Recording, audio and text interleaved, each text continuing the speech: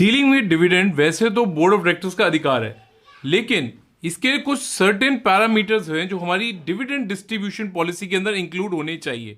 वो पैरामीटर्स क्या है, ये इस बार हमारे कंपनी लॉ के एग्जाम में पूछा गया था।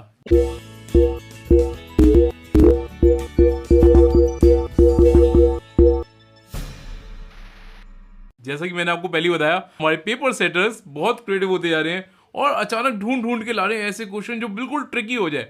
लेकिन हमने भी ग्रास्प इट वेल पे ठान लिया है कि इन सभी ट्रिकी क्वेश्चंस का सॉल्यूशन सभी स्टूडेंट्स तक पहुंचाएंगे, ताकि हम सब कॉन्फिडेंस के साथ इस बार अपना पेपर लिख पाए। तो चलिए फटाफट जानते हैं कि क्या डिविडेंड डिस्ट्रीब्यूशन पॉलिसी हमें बनानी होती है। ऑब्वियसली हर कंपनी एक पॉलिसी तो बनाती है, ठीक है ना, हम सब ने बनाई है, हमें सबको पता है कि क्यों और कितना पैसा डिविडेंड में देना है, ठीक है ना। लेकिन अब क्वेश्चन पूछा गया तो इसका मतलब ये है कि हमें ये फाइंड आउट करना है कि कहां पे ये लीगल कंप्लायंस है कि हम एक डिविडेंड डिस्ट्रीब्यूशन पॉलिसी बनाएं और उसको डिक्लेयर करें, यानी कि पॉलिसी को डिक्लेयर करें, ठीक है ना जी। तो जब इसकी कहीं पे रिक्वायरमेंट है तो यही एक्चुअल में क्वेश्चन है।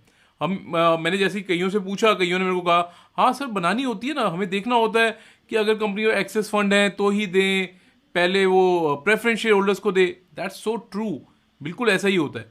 लेकिन अब हमें इस क्वेश्चन में, इस आंसर में ये लिखना है कि डिविडेंड डिस्ट्रीब्यूशन पॉलिसी जो है ये कहाँ पे मैंडेटरी है बनानी। तो चलिए जानते हैं कि कंपनी लॉ में कहाँ पे मैंडेटरी है कि हमें अपनी डिविडेंड डिस्ट्रीब्यूशन पॉलिसी को डिक्लेयर करना पड़े।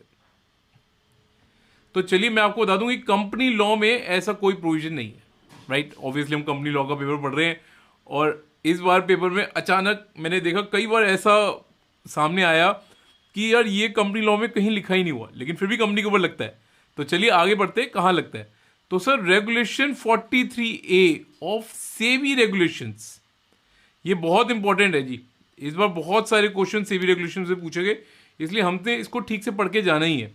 तो सेबी रेगुलेशंस 2015 के हिसाब से फॉर्मुलेट करनी होती है डिविडेंड डिस्ट्रीब्यूशन पॉलिसी, जो कि ब्रॉडली ये बताया कि क्या क्या एक्सटर्नल फैक्टर हैं, क्या क्या इंटरनल फैक्टर्स हैं जो हम लोग अक्सर कंसिडर करते हैं अपना डिविडेंड डिक्लेयर करने के लिए। ये क्यों इंपॉर्टेंट है, क्योंकि सर लिस्टेड कंपनीज के जो शेयर्स हैं वो अक्सर इसी वजह से उनके अंदर प्राइस उतार चढ़ाव होता है कि भैया ये डिविडेंड देते हैं या नहीं देते। जो डिविडेंड देने वाले होते हैं उनके प्राइस हमेशा अच्छे रहते हैं। इसीलिए जब डिविडेंड डिक्लेरेशन के डेज आते हैं तो हम अक्सर देखते हैं कि प्राइस अचानक बढ़ गया है, ठीक है जी। तो चलिए सबसे पहले ये पता करते हैं कि इस रेगुलेशन के हिसाब से जो डिविडेंड डिक्लेरेशन पॉलिसी बनानी होती है किस किसने बनानी होती है। जी हाँ, बिल्कुल वीडियो स्किप मत कीजिए, मैं आपको बता रहा हूँ अभी कि किस किसने बनानी है, सबके लिए कंपलसरी नहीं है। तो सर किस किसने बनानी है, सबसे पहले तो बनानी है जी टॉप 500 कंपनीज, ठीक है जी। किस बेस पे, मार्केट कैपिटलाइजेशन के बेस पे। तो जिनके पास सबसे बड़ी मार्केट कैपिटलाइजेशन है हर साल की 31 मार्च के हिसाब से, उनके लिए तो जी कंपलसरी है, उनके लिए कंपलसरी है कि वो डिस्क्लोज करेंगे अपनी एनुअल रिपोर्ट में भी और अपनी वेबसाइट पे भी। जी हाँ, जैसे कि अगर आपने हमारी वीडियो सीरीज फॉलो कर रहे हैं तो मैंने आपको बताया था कि सेबी रेगुलेशंस के हिसाब से कुछ कंपनीज के लिए वेबसाइट बनाना कंपलसरी है। अगर आपने वीडियो देखी थी तो नीचे लिंक, नीचे कमेंट में जरूर बताइए कि किन कंपनीज के लिए वेबसाइट बनाना कंपलसरी होता है। तो खैर एनुअल रिपोर्ट और वेबसाइट दोनों में डालना है, किसने डालना है, टॉप 500 एंटिटीज ने मार्केट कैपिटलाइजेशन के हिसाब से, राइट। हाँ, अगर आप एक लिस्टेड एंटिटी हैं और अगर आप अभी उन 500 में नहीं आते, ठीक है जी, तो भी आप चाहें तो इसको वॉलंटरीली अपने एनुअल रिपोर्ट और वेबसाइट पे डाल सकते हैं।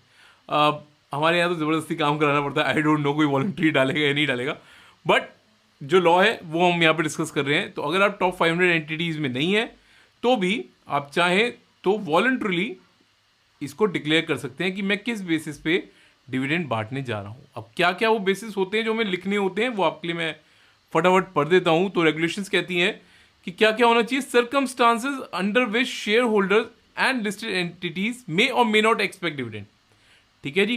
किस ऐसे क्या सर्कमस्टांसेस होंगे जब हमें मिलेगा या नहीं मिलेगा। जैसे हम कह सकते हैं कि भैया पहले तो हम अपने लोन के पैसे चुकाएंगे, तो जब तक हम लोन फ्री ना हो जाए तब तक तो भैया हम डिविडेंड नहीं दे पाएंगे। मतलब ये मैं सिर्फ एग्जांपल दे रहा हूँ, और भी कुछ हो सकता है, राइट। इसके अलावा क्या फाइनेंशियल पैरामीटर्स हैं that should be consider while declaring डेब्ट डिविडेंड। क्या क्या पैरामीटर्स हैं जी, कुछ भी हो सकते हैं। जैसे कि हम सब जानते हैं डेब्ट इक्विटी रेशियो जो है बहुत इंपॉर्टेंट होती है। तो हो सकता है कंपनी उसको मेंटेन रखना चाहे। इसी तरीके से और भी कुछ फाइनेंशियल पैरामीटर्स हो सकते हैं।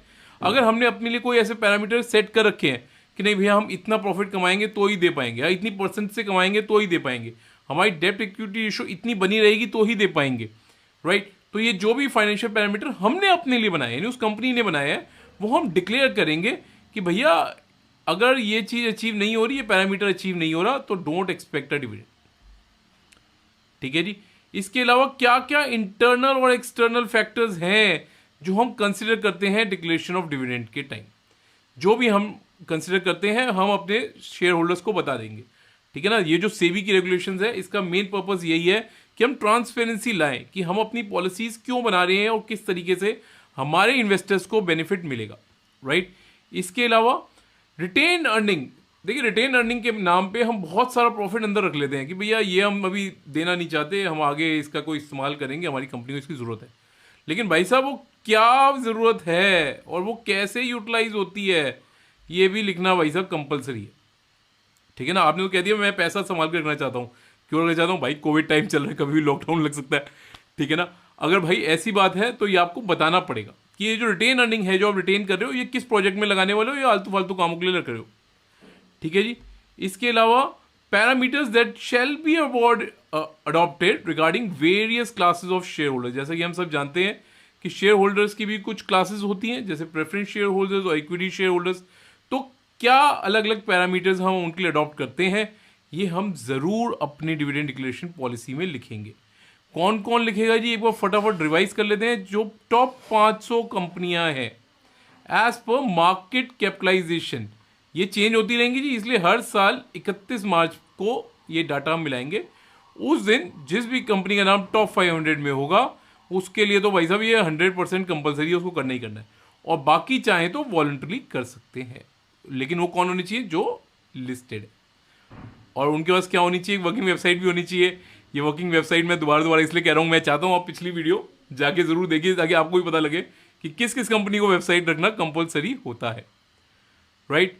आई होप आपको हमारा प्रयास पसंद आया होगा। हम इसी तरीके से जो भी ट्रिकी क्वेश्चंस लॉ में के पेपर में पूछे जा रहे हैं कंपनी लॉ में, हम उन्हें अपने चैनल पे अनलॉक कर रहे हैं और आप सब तक उसका सॉल्यूशंस पहुंचाने की कोशिश कर रहे हैं। तो अगर आप भी कुछ अपने फ्रेंड्स को जानते हैं जो लॉ के पेपर इस बार देने वाले हैं, तो हमारी सीरीज उनके साथ ज़रूर शेयर कीजिए। हमारे चैनल को सब्सक्राइब कीजिए ताकि इसी तरह की इंफॉर्मेशन वीडियोस हम आप तक पहुंचाते रहें। Grasp it well.